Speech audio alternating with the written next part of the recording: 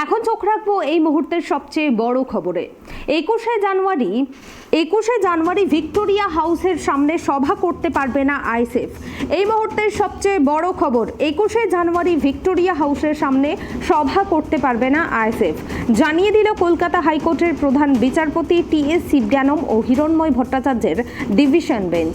বিচারপতি জয় সেনগুপ্তের সিঙ্গেল বেঞ্চের রায়কে চ্যালেঞ্জ করে শুক্রবার সকালেই প্রধান বিচারপতির ডিভিশন বেঞ্চের দ্বারস্থ হয়েছিল রাজ্য।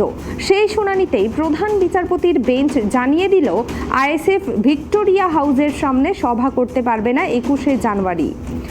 কোনো একটি ইনডোর স্টেডিয়ামেই করতে হবে তাদের সভা। সেটা কোন ইনডোর স্টেডিয়াম তার চূড়ান্ত সিদ্ধান্ত নেবে পুলিশ। নির্দেশ প্রধান বিচারপতি ডিভিশন বেঞ্চের। তবে সিঙ্গেল বেঞ্চের দেওয়া সমস্ত শর্তই কিন্তু লাগু থাকছে।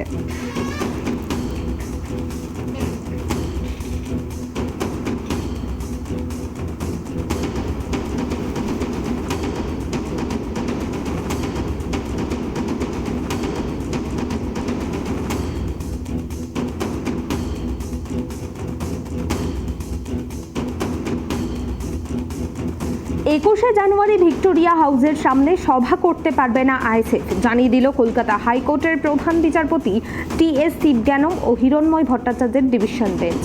বিচারপতি জয় সেনগুপ্তের সিঙ্গেল বেঞ্চের রায়কে চ্যালেঞ্জ করে শুক্রবার সকালেই প্রধান বিচারপতি ডিভিশন বেঞ্চের দ্বারস্থ হয়েছিল রাজ্য। সেই শুনানিতেই প্রধান বিচারপতির বেঞ্চ জানিয়ে দিল আইএসএফ ভিক্টোরিয়া হাউসের সামনে সভা করতে পারবে না 21শে জানুয়ারি। কোনো একটি ইনডোর স্টেডিয়ামেই তাদের করতে হবে সভা। সেটা কোন ইনডোর স্টেডিয়াম তার কিন্তু চূড়ান্ত সিদ্ধান্ত নেবে পুলিশ। নির্দেশ দিয়েছে প্রধান বিচারপতির ডিভিশন বেঞ্চ। তবে সিঙ্গেল বেঞ্চের দেওয়া সমস্ত শর্তই লাগু থাকছে।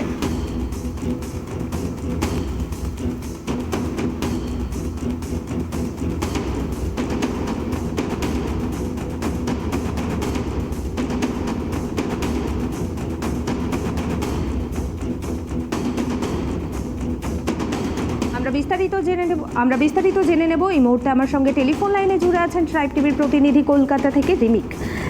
21শে জানুয়ারি ভিক্টোরিয়া হাউসের সামনে সভা করতে পারবে না আইএসএফ এবং জানিয়ে দিল কলকাতা হাইকোর্টের বিচারপতি ডিভিশন বেঞ্চ। কি জানা যাচ্ছে, বিস্তারিত জানাও। একদমই তাই। আগামী 21শে জানুয়ারি আইএসএফ এর প্রতিষ্ঠা দিবস উপলক্ষে যে সভা করার কথা রয়েছে, সেই সভা কিন্তু ভিক্টোরিয়া হাউসের সামনে করতে পারবে না আজকে প্রধান বিচারপতি, কলকাতা হাইকোর্টের প্রধান বিচারপতি ডিভিশন বেঞ্চ কিন্তু এই নির্দেশ দিয়েছে। তার পরিবর্তে ভিক্টোরিয়া হাউস সংলগ্ন যে কোনো ইনডোর স্টেডিয়ামে আইএসএফ কে 21শে জানুয়ারি প্রতিষ্ঠা দিবসের সভা করতে হবে বলে পরিষ্কার জানিয়ে দিয়েছে। অর্থাৎ গতকাল বিচারপতি জয় সেনগুপ্তের ডিভিশন বেঞ্চ শর্ত সাপেক্ষে আইএসএফ কে ভিক্টোরিয়া হাউসের সামনে সভা করতে যাওয়ার যে অনুমতি দিয়েছিল, সেই অনুমতিকে খারিজ করে দিল প্রধান বিচারপতি ডিভিশন বেঞ্চ। তার বদলে জানিয়ে দিল ভিক্টোরিয়া হাউস সংলগ্ন যে কোনো ইনডোর স্টেডিয়ামে সভা করতে পারবে। তবে নেতাজি ইনডোর স্টেডিয়ামে কথা তখন বলা হয়েছিল আইএসএফ এর পক্ষ থেকে, কিন্তু নেতাজি ইনডোর স্টেডিয়ামে ওই দিন অর্থাৎ 21শে জানুয়ারি একটি অন্য অনুষ্ঠান রয়েছে। 20-21 দুদিন ধরে নেতাজি ইনডোর স্টেডিয়াম বুক রয়েছে অন্য অনুষ্ঠানের জন্য, তাই নেতাজি ইনডোর স্টেডিয়ামেও কিন্তু আইএসএফ করতে পারবে না। তার বিকল্প হিসাবে ক্ষুদিরাম অনুশীলন কেন্দ্রের নাম রাজ্য এবং পুলিশের পক্ষ থেকে বলা হয়েছে ঠিক নেতাজি ইনডোর স্টেডিয়ামের পাশেই, এবং সেই ক্ষুদিরাম অনুশীলন কেন্দ্রে করা যায় কিনা এবং সেটা কিন্তু বিবেচনা করে দেখা হচ্ছে।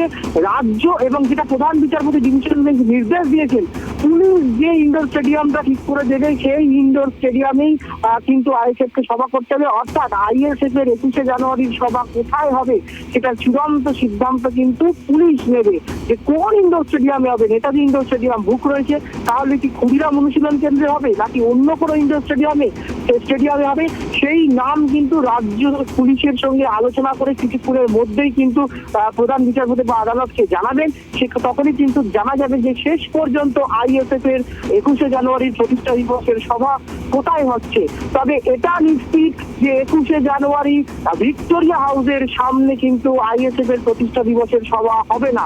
তবে পাশাপাশি প্রধান বিচারপতি ডিভিশন বেঞ্চ এটাও জানিয়ে দিয়েছে যে গতকাল বিচারপতি জয় সেনগুপ্তের ডিভিশন বেঞ্চ ভিক্টোরিয়া হাউসের সামনে সভা করতে আইএসএফ কে অনুমতি বিচারপতি দিয়েছিল, যে শর্তগুলো দিয়েছিল, আরোপ করেছিল, সেই সমস্ত শর্ত কিন্তু লাগু থাকবে। অর্থাৎ 1000-এর বেশি লোক আনা যাবে না, 15টির বেশি গাড়ি আনা যাবে না, শব্দবিধি মেনে লাউড স্পিকার এবং মাইক বাজাতে হবে, সমস্ত ঘটনার ভিডিওগ্রাফি করতে হবে পুলিশকে এবং আইএসএফ কে, 4 জন প্রতিনিধিকে স্বেচ্ছাসেবকদের থাকতে হবে দলের পক্ষ থেকে বা আয়োজকদের পক্ষ থেকে, যারা গোটা বিষয়টাকে কন্ট্রোল করবে, আয়োজন করবে। মঞ্চের মাপ 20 ফুট বাই 20 ফুট সেটাও কিন্তু, এই সমস্ত শর্ত কিন্তু লাগু থাকছে। যে শর্তগুলো গতকাল সিঙ্গেল বেঞ্চ দিয়েছিল, শুধুমাত্র সিঙ্গেল বেঞ্চের নির্দেশটা কিন্তু খারিজ হয়েছে। অর্থাৎ সিঙ্গেল বেঞ্চ, অর্থাৎ বিচারপতি জয় সেনগুপ্তর সিঙ্গেল বেঞ্চ যে রায় দিয়েছিল যে ভিক্টোরিয়া হাউসের সামনে 21 তারিখ সভা করতে পারবে শর্ত সাপেক্ষে আইএসএফ, শুধু সেই নির্দেশটাই খারিজ হয়েছে। তার পরিবর্তে শহরের অন্য যে কোনো ইনডোর স্টেডিয়ামে আইএসএফ 21 জানুয়ারি সভা করতে পারবে, তবে নেতাজি ইনডোরে করতে পারবে না, কেননা নেতাজি ইনডোরে 20-21 অন্য একটি অনুষ্ঠানের জন্য বুকিং রয়েছে। ফলে সেটা পুলিশের পক্ষ থেকে আদালতকে জানানো হয়। তখনই কিন্তু প্রধান বিচারপতি টিএস শিবকানম এবং বিচারপতি হিরণময় ভট্টাচার্য ডিভিশন বেঞ্চ জানিয়েছে যে কোথায় তাহলে সভাটা হবে, সেটাই সেই নামটা চূড়ান্ত করবে পুলিশ। ফলে এখন দেখার যে আইএসএফ এর সভা কোথায় হয়। এদিনও কিন্তু রাজ্যের পক্ষ থেকে একই অভিযোগগুলো করা হয়েছিল। তাদের দাবিতে বলা হয়েছিল যে 21শে জানুয়ারি কলকাতা পুলিশের একটা ম্যারাথন রয়েছে, 21শে জানুয়ারি রাসমণি রোড সংলগ্ন শহীদ মিনারে এসইউসিআই এর একটি অনুষ্ঠান রয়েছে এবং 21শে জানুয়ারি সকাল 9টা থেকে একটা ভিনটেজ কার র্যালি রয়েছে। সেই কারণে পুলিশের পক্ষ থেকে ওই যদি ভিক্টোরিয়া হাউসের সামনে আইএসএফ এর সভা হয়, তাহলে পুলিশের পক্ষ থেকে নিরাপত্তা নিশ্চিত করা যথেষ্ট কঠিন হবে। এবং পাশাপাশি সমস্ত রিপোর্ট তুলে দেওয়া হয়। আইএসএফ পক্ষে যিনি আইনজীবী ছিলেন তিনিও বলেছেন যে 21শে জুলাই তৃণমূল কংগ্রেস তাদের শহীদ দিবসে সমাবেশ করে সেখানে, এবং সেখানে বলা হয় রাজ্যের পক্ষ থেকে এই অভিযোগ করা হয় যে গত বছর আইএসএফ এর এই প্রতিষ্ঠা দিবসকে উপলক্ষ করে ভিক্টোরিয়া হাউসের সামনে অশান্তি হয়েছিল,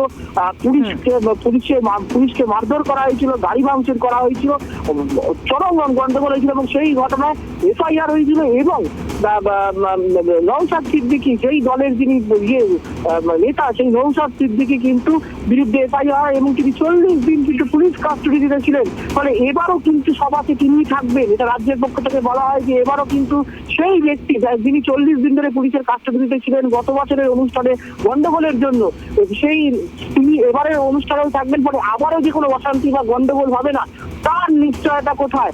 তখন কিন্তু আইএসএফ এর পক্ষ থেকে বারবার এটা বলা হচ্ছিল যে সেই গন্ডগোলটা হয়েছিল মিটিং শেষ হওয়ার পর পুলিশের প্ররোচনায়, শাসক দলের কর্মীদের প্ররোচনায় কিন্তু অশান্তি হয়েছিল। কিন্তু আইএসএফ এর এই দাবিকে কর্ণপাত করেননি প্রধান বিচারপতি ডিভিশন বেঞ্চ। তিনি পরিষ্কার জানিয়ে দিয়েছেন যে এই যদি গন্ডগোল হয় তাহলে এই দায় কে নেবে, কেননা রাজ্যে সেদিনকে কলকাতা শহরে এই একই দিনে 3টে অনুষ্ঠান রয়েছে। ফলে পুলিশের পক্ষে পর্যাপ্ত নিরাপত্তার ব্যবস্থা করা কিন্তু যথেষ্ট কঠিন হবে।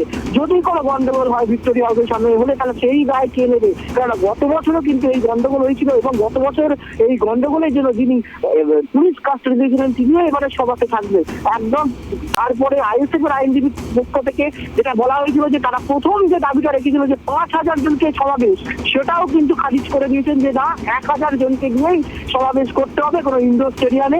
কিছুক্ষণের মধ্যেই রাজ্য এবং পুলিশ আলোচনা করে যে সবার স্থান কোনটা হবে, কোন ইনডোর স্টেডিয়ামে সভা করা যাবে সেই নাম জানাবে। তবে প্রাথমিকভাবে রাজ্য ও পুলিশের পক্ষ থেকে ক্ষুদিরাম অনুশীলন কেন্দ্রের নাম বলা হয়েছে, সেটা এখন রাজ্য পুলিশ আলোচনা করছে, করে তাদের সিদ্ধান্ত আদালতকে জানাবে। তারপরে ধন্যবাদ রিমিক, আপনাদের আরো একবার জানিয়ে রাখবো 21শে জানুয়ারি ভিক্টোরিয়া হাউসের সামনে সভা করতে পারবে না আইএসএফ, এমনটাই জানিয়ে দিল কলকাতা হাইকোর্টের প্রধান বিচারপতি টিএস শিবজ্ঞানম ও হিরণময় ভট্টাচার্যের ডিভিশন বেঞ্চ। বিচারপতি জয় সেনগুপ্তের সিঙ্গেল বেঞ্চের রায়কে চ্যালেঞ্জ করে শুক্রবার সকালেই প্রধান বিচারপতির ডিভিশন বেঞ্চের দ্বারস্থ হয়েছিল রাজ্য, এবং সেই শুনানিতেই প্রধান বিচারপতির বেঞ্চ জানিয়ে দিল আইএসএফ ভিক্টোরিয়া হাউসের সামনে সভা করতে পারবে না 21শে জানুয়ারি, এবং কোনো একটি ইনডোর স্টেডিয়ামেই তাদের করতে হবে সভা। সেটা কোন ইনডোর স্টেডিয়াম তার চূড়ান্ত সিদ্ধান্ত নেবে পুলিশ। নির্দেশ প্রধান বিচারপতি ডিভিশন বেঞ্চের, তবে সিঙ্গেল বেঞ্চের দেওয়া সমস্ত শর্তই কিন্তু লাগু থাকছে।